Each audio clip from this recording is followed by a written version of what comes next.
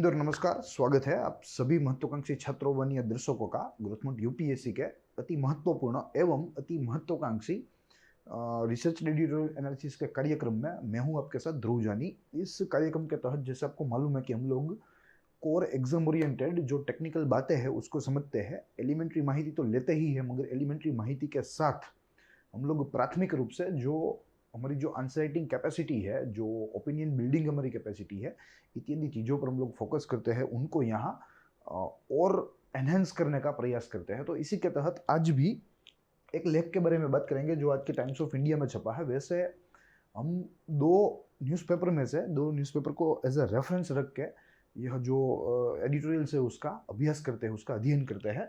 मगर मेजोरिटीली क्या होता है, अधिकांश दिनों पर जो लेख छपे होते हैं या तो वे रिपीटेड सब्जेक्ट्स के ऊपर होते हैं या वे थोड़े हमारी परीक्षा दृष्टि से कम महत्वपूर्ण होते हैं। तो इनमें से हमें फिल्टर करना पड़ता है और हमारी रिसर्च टीम इनमें से फिल्टर करके जो अति महत्वपूर्ण होता है हमारी सनदी सेवा व अन्य प्रतियोगिता परीक्षाओं की दृष्टि से, वैसे लेखों को लेकर हम लोग यहाँ आते हैं, आपके सामने हमारी बात रखते हैं।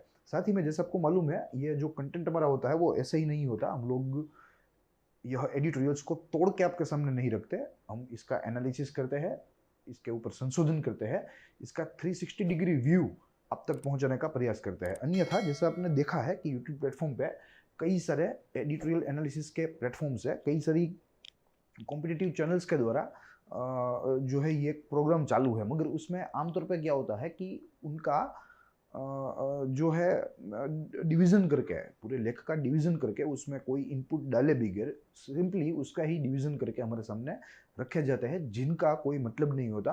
दे are pure waste of time.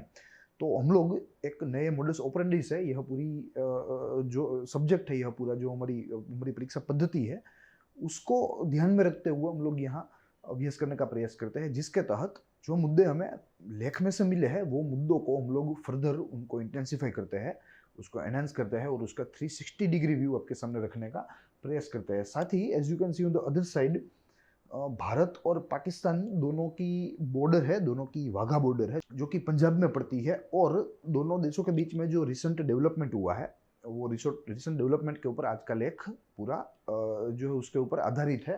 साथ ही में जैसे इसकी टाइटल की बात करें, टेम्पर एक्सपेक्टेशंस, तो दोनों पक्षों के द्वारा जो समझौती हुई है वो काफ़ी आवकार्य है। लेखक ने भी इसको वेलकम किया है, मगर लेखक ने यहाँ इसके साथ कुछ चिंता भी व्यक्त की है, जिसको हम लोग आगे देखने का प्रयास करेंगे। इस पूरी चर्चा की शुरुआत लेख की तस्वीर से करेंगे। देखिए, छोटा सा लेख है, बेनाम लेख है, मगर इसमें कुछ ऐसी बातें की गई है जो हमारे लिए थोड़ी महत्वपूर्ण है, हमारे लिए जाननी महत्वपूर्ण है। प्लस अगर इसका संबंध देखें हमारी सनदी सेवा व अन्य प्रतियोगिता परीक्षाओं के साथ, तो यूपीएससी के साथ अगर इसका संबंध देखें तो मेंस के जनरल स्टडीज के पेपर 2 के साथ यह संबंधी है। पेपर 2 में भी इंटरनेशनल रिलेशंस खंड के साथ यह व्यवहार रखता है, और इंटरनेशनल रिलेशन में भी इंडिया एंड इट्स नेबर्स।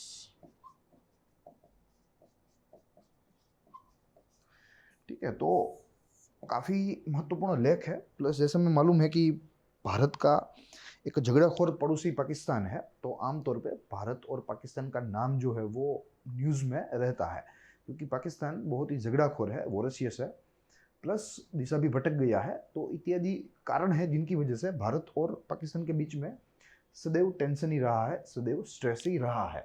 तो अब यहाँ जो रिसेंट डेवलपमेंट हुआ है उससे ऐसा लग रहा है कि अब दोनों के बीच में जो टेंशन है वो काफ़ी हद तक कम होंगे, या ऐसी आशा जो है वो रखी जा रही है। तो सारी चीज़ें हैं जो हम लोग आगे देखने का प्रयास करेंगे। जैसे हमारी मॉडल्स ऑपरेंडी है, हम पूरे लेख को यह 3 चरणों में देखते हैं। ठीक है, जिसमें से सर्वप्रथम चरण में हम लोग कंक्लूजन की बात करते हैं, कारण इत्यादि चीज़ों को जानने का प्रयास करते हैं कि ये लेख के ऊपर आज हम लोग क्यों चर्चा कर रहे हैं, प्लस यह जो लेखक ने लिखा है वो क्यों लिखा है। साथ ही में लेख की महत्वपूर्ण बातें अगर हो तो उसको भी देखेंगे, और साथ ही जो लास्ट वन लेख संबंधी सामान्य अभ्यास के जो संशोधित तत्व है, यानी कि यह टीम ग्रोथ माउंट की इनपुट्स है। ठीक है, तो इसको भी यहाँ हम लोग चर्चा करने का प्रयास करते हैं। मगर आज के इस लेक्चर में हम लोग डिस्कस तो देखेंगे ही देखेंगे, मगर महत्वपूर्ण बातों को और लेख संबंधी सामान्य अभ्यास के संशोधित तत्वों को दोनों को साथ में देखने का प्रयास करेंगे इस तीसरे चरण में। तो कुल मिला के आज 2 चरण देखेंगे, निष्कर्ष देखेंगे, जिसमें से ओवरव्यू लेंगे पूरे सब्जेक्ट का, पूरे विषय का, और साथ ही में इनपुट्स में हम लोग देखेंगे कि टाइमलाइन क्या रही है भारत और पाकिस्तान के बीच सीजफायर वायोलेशन के मामले में या सीजफायर एग्रीमेंट के मामले में। ठीक है, तो वो टाइमलाइन हम लोग यहाँ देखने का प्रयास करेंगे कि ये पूरी जर्नी, पूरी सफ़र शुरू कहाँ से हुई और आज जो नया डेवलपमेंट आया है वो दरअसल क्या है। शुरू करेंगे निष्कर्ष से। देखिए, लेख में जैसे मैंने आपको बताया कि लेखक ने ये जो नया डेवलपमेंट हुआ है, नए विकास को आवकारा है। हुआ ये दरअसल दोनों पक्षों के बीच में फिर से एक समझौती हुई, ताजी समझौती है भारत और पाकिस्तान के बीच में, 5-6 दिन ही हुए हैं। उसके तहत दोनों पक्षों ने तय किया कि अब हम लोग अनिश्चित काल तक शस्त्र विराम को चालू रखेंगे, शस्त्र विराम का पालन करेंगे, यानी कि इंडेफिनेट पीरियड सीज फायर। तो ये बहुत ही अच्छी बात है, मगर एक डिमेरिट इसका यह भी है कि सीज फायर वायोलेशन ही करना है तो हमने कब का कर दिया था। ठीक है, 2003 में सबसे प्रथम बार दोनों पक्षों के बीच में एक बहुत ही अच्छा मैकेनिज्म डेवलप हुआ था दोनों पक्षों के बीच में, जिनके कुछ कारण थे जो हम लोग आगे जिसकी चर्चा करेंगे कि क्यों इस साल में ही अच्छा मैकेनिज्म आया था। ठीक है, तो अभी फिलहाल में यही याद रखना है कि 2003 में एक अच्छा मैकेनिज्म आया था, जिसके पश्चात दोनों देशों को सीमा पर शस्त्र विराम करने थे, दोनों देशों को शांति बनाए रखनी थी। मगर पाकिस्तान जो है वो एक हरामखोर राष्ट्र है, जो हमें मालूम है, और इसी की वजह से वो यह शस्त्र विराम का उल्लंघन, यह समझौते का उल्लंघन करता आया है। तो कहने का तात्पर्य यह है कि एक इसका यह पक्ष भी है कि अगर पाकिस्तान को रखना ही है तो 2003 में ही वो रख देता। ठीक है, 2021 की वो राह नहीं देखता, मगर फिर भी जो है ये एक सकारात्मक समाचार है जिसको हमें अवकारना चाहिए और जिसके ऊपर हमें काम करना चाहिए, ध्यान केंद्रित करके। भले ही इसके जो है डिमेरिट्स हो, उनको हमें उसकी जगह रख देना चाहिए। तो मात्र अभी बात यही करेंगे कि ये जो डेवलपमेंट आया वो क्या आया, कैसा आया। प्लस यहाँ लेखक ने एक चिंता ये भी व्यक्त की है कि इतना आसान नहीं होगा कि दोनों देश अगर राजी हो गए then we will achieve peace in the entire area, in the entire region. ये इतना आसान नहीं है। लेखक ने कहा कि सीजफायर वायोलेशन तभी बंद हो सकता है, सीजफायर तभी शक्य बन सकता है, तभी पॉसिबल बन सकता है जब नॉन स्टेट एक्टर्स पूरे खेल में से निकल जाए। आज ये जो मुद्दा पूरा पेचीदा बन गया है, इसका मूल रीजन ही ये है कि यहाँ नॉन स्टेट एक्टर्स है, other than India and Pakistan, they both are state actors, main stream state actors, मगर उनके अलावा अन्य बिन राज्य का खिलाड़ी भी है जिनको इस मुद्दे के साथ कोई लेना देना नहीं है, मगर वे अपनी टांग लड़ाते हैं और पूरे प्रदेश में अशांति पैदा करते हैं। तो यहाँ लेखक ने ये भी एक जिसे बोलते हैं चुनौती, जिसका जिक्र किया है और कहा है कि ऐसे नॉन स्टेट एक्टर्स को पहले खत्म कर देना चाहिए ताकि दोनों देशों के बीच में शांति बनी रहे, समझौती बनी रहे, भाईचारा बना रहे, आपस में वे लोग मिलजुल कर रहे। मगर ऐसे कुछ नॉन स्टेट एक्टर्स हैं जिनको ऐसे डेवलपमेंट पसंद नहीं आते, जिनसे भारत और पाकिस्तान का जो उनकी जो एकता है, उनके बीच में जो प्रेम है वो देखा नहीं जाता, और वे लोग ऐसे समझौतियों को जो है ऐसे डेवलपमेंट्स को खत्म करने की बात करते हैं। तो ये बात रही पूरी निष्कर्ष की। अब हमें आगे देखना है संशोधित तत्वों में। सबसे प्रथम हम यही देखेंगे कि ऐसा क्या रीज़न है कि लेखक ने ऐसी चिंता व्यक्त की। तो जो नॉन स्टेट प्लेयर्स की बात बोली उसमें ही एक सबसे अच्छा है, अलकायदा का एक ऑफशूट है कश्मीर का,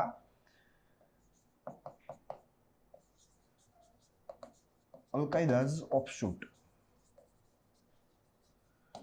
इन कश्मीर। ऑफशूट यानी कि प्रादेशिक शाखा, उपशाखा कह सकते हैं कि अलकायदा जो है वो विश्व का सबसे बड़ा आतंकवादी संगठन है। ठीक है, और इसकी एक उपशाखा है या उप संगठन है जिसे ऑफशूट कहते हैं अंग्रेजी में, जो कि कश्मीर स्थित है, वहां से ऑपरेट करता है, आज़ाद कश्मीर के लिए लॉबिंग करता है, आज़ाद कश्मीर की मांग करता है और एंटी इंडियन है। आज़ाद कश्मीर की मांग करता है तो बट ऑब्वियस कि वो एंटी इंडियन है, वो कश्मीर को, जो भारत का एक अभिन्न हिस्सा है, उसको भारत से दूर करना चाहता है, भारत से तोड़ना चाहता है। तो ये अलकायदा ने नाखुशी जताई। ये जो भारत और पाकिस्तान के बीच में जो डेवलपमेंट्स हुए, इन डेवलपमेंट्स के बीच में नाखुशी जताई और कहा कि भाई हम तो ये डेवलपमेंट से नाखुश है, हम तो ये समझौती से नाखुश है, और सीज फायर वायोलेशन तो काफ़ी सारी बार होनी ही चाहिए, उसमें कोई दिक्कत नहीं है। तो बेसिकली ये लोग अशांति ही चाह रहे हैं पूरे क्षेत्र में। इन लोगों से शांति जो है हजम नहीं हो रही है। प्लस यहाँ जो गलती है, मूलभूत गलती, वो पाकिस्तान की है, क्योंकि पाकिस्तानी आर्मी ने ही आज दिन तक ऐसे आतंकवादी संगठनों को बड़ा किया है, उनको पाला पोसा है, ताकि वो प्रॉक्सी वॉर कर सके और भारत के सामने लड़ सके, भारत के क्षेत्रों में अशांति पैदा कर सके, भारत में अराजकता पैदा कर सके। इसीलिए पाकिस्तानी आर्मी ही ऐसे छोटे बड़े कई सारे संगठन हैं, इनकी परवरिश करती है ही है, एक तरह से बोले तो। ठीक है, Pakistani army actually nourishes terrorist organisation and prepare them to war against India. तो ये उनकी मोडस ऑपरेंडी रही है। तो मूलभूत गलती पाकिस्तान की है, और उसमें भी पाकिस्तान में भी उनके राजनेताओं की गलती नहीं है, मगर पाकिस्तानी आर्मी।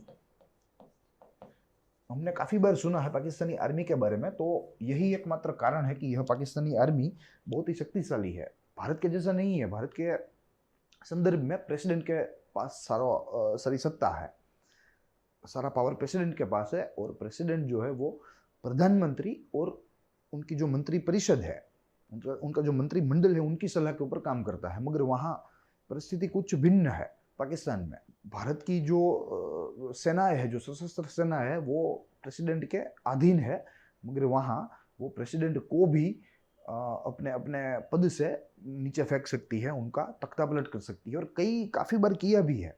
पाकिस्तान की अगर हिस्ट्री देखें तो देयर हैव बीन मैनी जो है कॉप दी हैट, मिलिट्री कॉप दी हैट, कई सारे सैन्य तख्ता पलट हो गए। तो कुछ ऐसी परिस्थिति है, तो कुछ इस तरह आर्मी प्रॉक्सी वॉर करने के लिए भारत के साथ अंतर्राष्ट्रीय बॉर्डर के ऊपर आतंकवादियों को भेजती है, उनको तैयार करती है। और ऐसा प्रूफ भी हो चुका है काफ़ी बार।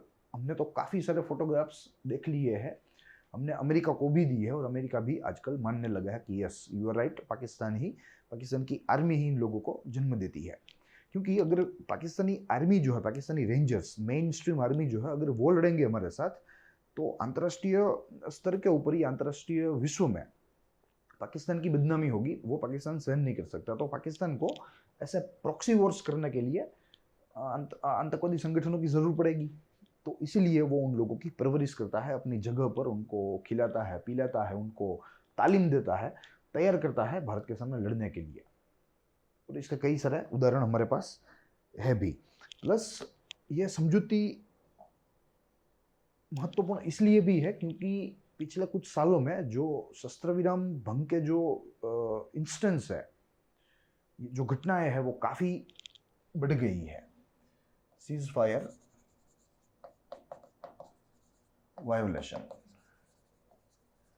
सरकारी आंकड़ों के मुताबिक, अगर मैं आपको एक सरकारी माहिती दूं, तो सरकारी आंकड़ों के मुताबिक जो लोकसभा को मिली है आज दिन तक, उसके मुताबिक पिछले एक ही वर्ष में, यानी कि इन द ईयर 2020 अलोन, 2020 में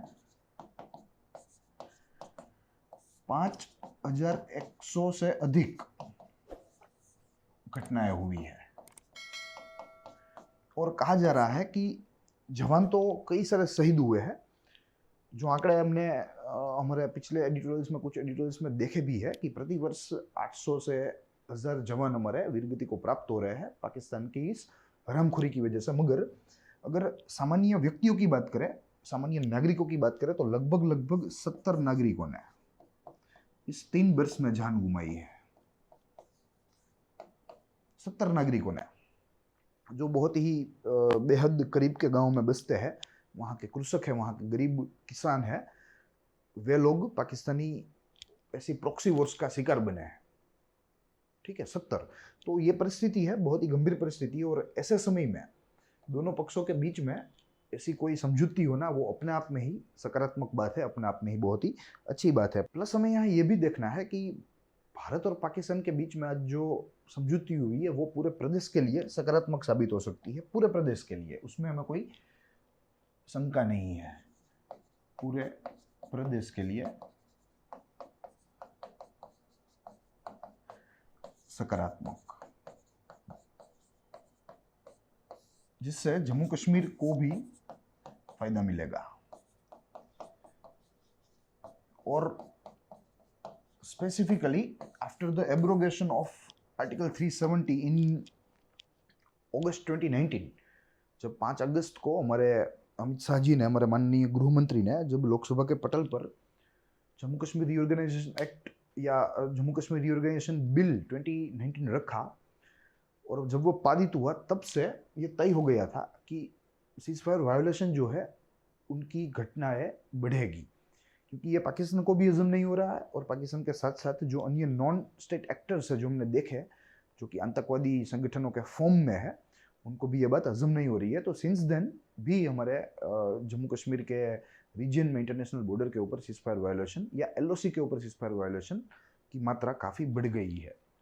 प्लस अगर देखें आज का डेवलपमेंट, तो जैसे मैंने आपको बताया कि हम लोग टाइमलाइन के तहत देखेंगे आज वर्ष से 2021 और ये डेवलपमेंट हुआ है, तो हम लोग यह डेवलपमेंट की शुरुआत को सबसे प्रथम समझेंगे और वो बात है 1949 की, 27 जुलाई। सबसे प्रथम बार, जैसे हमें मालूम है, बाउंड्री कमीशन आया, बाउंड्री कमीशन ने बाउंड्री तय की, रेडिक्लिफ की अध्यक्षता में, ब्रिटिश द्वारा निर्वाचित था वो, नियुक्त था, और उन्होंने पंजाब के 2 टुकड़े किए, बंगाल के 2 टुकड़े किए, साथ ही में ऊपर भी जो है कश्मीर के ऊपर भी इंटरनेशनल जो बाउंड्री है वो तय की। तो इसके बाद भारत आज़ाद हुआ सन 1947 में, 15 अगस्त सन 1947 में। 14 अगस्त को पाकिस्तानी अपना इंडिपेंडेंस डे मनाते हैं। तो उसके बाद धीरे धीरे, जैसे हमें मालूम है, 1947 में हमने एक वॉर लड़ी थी, वॉर ऑफ 1947। जो कबाली थे, पाकिस्तानी बैक्ड कबाली थे, वे लोग कश्मीर में आ गए थे, श्रीनगर तक पहुंच गए थे। ये तो शुक्र है हमारी भारतीय सेना का कि वो समय सर पहुंच गई और उनको वहां से खदेड़ दिया, वरना आज श्रीनगर हमारा भाग नहीं होता। तो घटना कुछ ऐसी हुई कि 47 की वॉर हुई, तो उसके बाद एक सीजफायर एग्रीमेंट अनिवार्य बन गया और दोनों पक्ष उस तक सन 1949 में पहुंचे, 27 जुलाई को, और कराची में ये समझौती की गई और इसीलिए इसे कराची एग्रीमेंट भी कहते हैं। It was the first cease fire agreement between 2 nation. आज से देखें तो 71 साल पहले।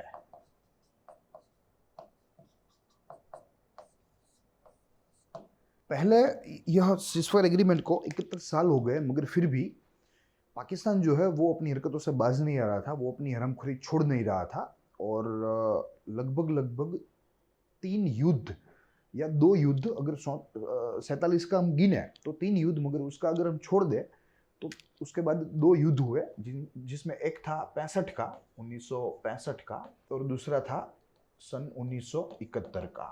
ये लिबरेशन ऑफ बांग्लादेश था और ये इंडो पाकिस्तान वार था।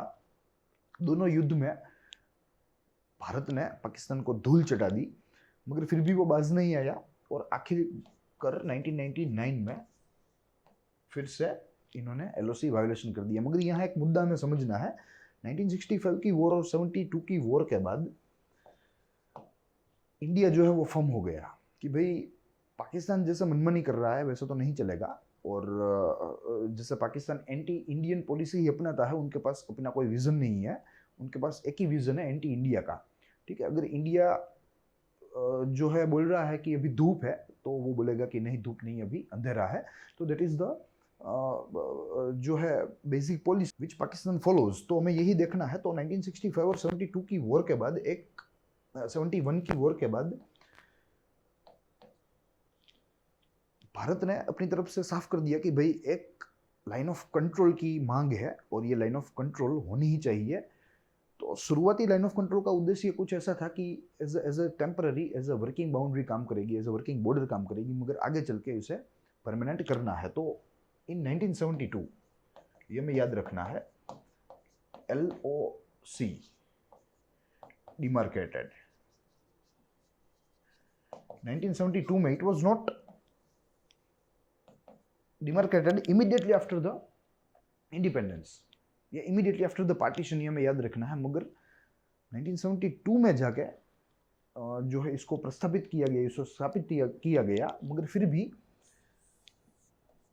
यह एलओसी स्थापित करने के बाद भी पाकिस्तान अपनी हरकतों से बाज नहीं आ रहा था। तो 1999 में उसने एलओसी का उल्लंघन किया, एलओसी क्रॉस करी, और भारत ने रिटेलिएट किया। भारत ने इसकी प्रतिक्रिया दी। प्रतिक्रिया पाकिस्तान के लिए बहुत ही गंभीर थी। पाकिस्तान अपने घुटनों पे आ गया 1999 में। यह युद्ध थोड़ा महत्वपूर्ण है, वैसे तो फुल फ्लेज युद्ध नहीं गिना जाता भारत के इतिहास में 1999 की वॉर को, कारगिल वॉर को, मगर एक प्रदेश के वॉर के दृष्टि से ही देखा जाता है। मगर इम्पोर्टेंट इसीलिए थी क्योंकि 1998 में दोनों देशों ने अपनी न्यूक्लियर सुप्रीमेसी को प्रस्तावित कर लिया था, अपनी न्यूक्लियर इंडिपेंडेंसी को प्रस्तावित कर लिया था। तो ये एक बहुत ही गंभीर मुद्दा था। अब ये जो वॉर थी वो सामान्य राष्ट्रों के बीच में वॉर नहीं थी, ये दो न्यूक्लियर आर्म्ड राष्ट्रों के बीच में वॉर थी। तो बहुत ही टेंशन था पूरे विश्व में। आखिरकार यूनाइटेड स्टेट्स बीच में पड़ा, खुद अमेरिका भारत और पाकिस्तान के बीच में पड़ा, सुलह करवाई, तब जाके मामला थाले पड़ा। ठीक है, मगर फिर भी पाकिस्तान, जैसे हमें मालूम है, जैसे कुत्ते की दुम सीधी नहीं होती, वैसे पाकिस्तान की हरामखोरी भी उससे छूटती नहीं है, वो नहीं छोड़ सकता। तो यह इंटरफियरेंस के बाद भी, यूएस के इंटरफियरेंस के बाद भी, समाधान हो जाने के बाद भी उसका सीजफायर वायोलेशन वैसे ही चलता रहा। फिर धीरे धीरे वो प्रॉक्सी वॉर करने के लिए आतंकवादियों को तैयार करने लगा। अलग अलग संगठनों को पाकिस्तान में पनाह मिलने लगी, वहाँ वे जो है विकसित होने लगे, वहाँ शक्तिशाली होने लगे और भारत विरोधी अपनी शक्तियों का उपयोग करने लगे, जिसके दौरान कई सारे भारत में हमले भी हुए। जिसमें मुख्य हमलों में अगर बात करें तो सबसे प्रथम 2001 में, दिसंबर 2001 में पार्लियामेंट के ऊपर अटैक हुआ, भारत की संसद के ऊपर, जो एक बहुत ही गंभीर घटना थी। प्लस 2002 में गुजरात के गांधीनगर के अक्षरधाम के ऊपर हमला हुआ। फिर 2008 में जो है मुंबई के ऊपर हमला हुआ, ठीक है, जो कसाब वगैरह पकड़े गए थे। तो इन हमलों के तहत मुख्य दो हमले, जिसमें से 2001 का पार्लियामेंट अटैक,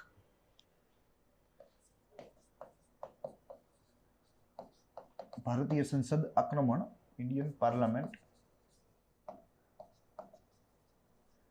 अटैक, और 2002 में अक्षरधाम अटैक, जिसमें हमारी इन्वेस्टिगेटिंग एजेंसीज ने, लॉ एनफोर्समेंट एजेंसीज ने छानबीन करके वे लोग इस कंक्लूजन पर पहुंचे, वे लोग उस निष्कर्ष तक पहुंचे कि ये सारे हमले पाकिस्तान से करवाए जाते हैं।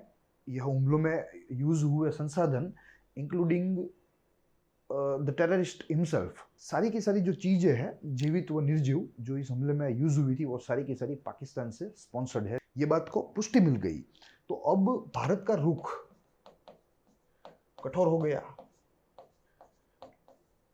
ठीक है, और पाकिस्तान के सामने डिमांड रखी हमने कि भाई अब हमें सीज फायर वायोलेशन का एक फ्रेश एग्रीमेंट चाहिए, जो कि 100% फॉलो होना ही चाहिए। अगर आपने एक बार भी उसका उल्लंघन किया तो हम लोग युद्ध छेड़ देंगे, आपको खा जाएंगे।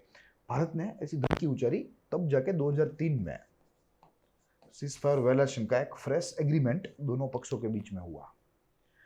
मगर फिर भी, जैसे मैंने आपको बताया कि वो अपनी हरकतों से बाज नहीं आता। सीज फायर वायोलेशन नहीं तो अन्य तरीके से, वो तरीका नहीं तो किसी अन्य तरीके से वो भारत को परेशान करता है और करता रहेगा। मगर अब पिछले 5 दिनों पहले एक और नोटिफिकेशन आया, और एक नोटिफिकेशन के तहत वो डेवलपमेंट की जाहिरात हुई, हमारे सामने सार्वजनिक हुआ कि भारत और पाकिस्तान दोनों पक्ष यह 2003 की जो समझौती है, यह 2003 का जो नेगोशिएशन है, उसके ऊपर राजी होंगे, उसके ऊपर सहमत हुए, और दोनों पक्ष अपनी अपनी तरफ से युद्ध विराम जो है वो रखेंगे, उसका उल्लंघन नहीं करेंगे। 2003 का जो युद्ध विराम है वो मात्र 3 वर्ष ही चला, लास्टेड ओनली 3 years। और ऐसा कहा जा रहा है विशेषज्ञों के द्वारा, डिफेंस एनालिसिस्ट के द्वारा, कि यह 3 वर्षों के दरमियान किसी भी पक्ष से एक भी वायोलेशन का एविडेंस हमें नहीं मिलता।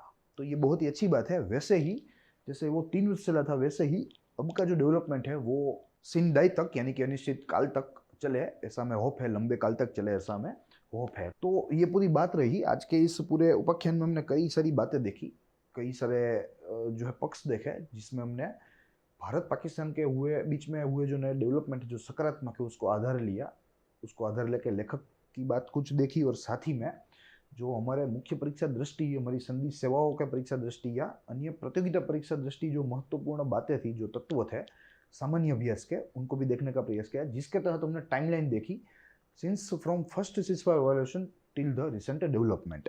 अब बारी है आज के प्रश्न की। हमारे सामने प्रश्न है, 27 जुलाई 1949 के दिन भारत पाकिस्तान के बीच में कराची समझौता यानी कि कराची एग्रीमेंट हुआ, उसका मूल उद्देश्य क्या था? हमारे सामने कुछ कथन दिए हुए हैं, जिसमें से सर्वप्रथम भारत पाकिस्तान की सीमा तय करना, यह कराची एग्रीमेंट का उद्देश्य था, भारत पाकिस्तान की सीमा तय करना। दूसरा कथन, भारत पाकिस्तान सीमा पर शस्त्र विराम समझौती, ceasefire agreement on the India Pakistan border. तीसरा कथन, भारत पाकिस्तान बीच में व्यापार समझौती, trade agreement between India and Pakistan. तो हमें यह तय करना है कि इसका मूल उद्देश्य कराची एग्रीमेंट का क्या था। हमारे सामने नीचे ऑप्शंस भी है according to that. Option A के मुताबिक प्रथम कथन उद्देश्य था इस कराची एग्रीमेंट का, ऑप्शन बी के मुताबिक दूसरा कथन, ऑप्शन सी के मुताबिक तीसरा कथन, और ऑप्शन डी के मुताबिक उपयुक्त में से कोई भी नहीं, यानी कि नन ऑफ द अबव। आपको इसका सही जवाब कमेंट अप करना है। हमारी तरफ से इसका सही जवाब इस सेशन के प्रीमियर होने के कुछ ही घंटों में पिन अप किया जाएगा।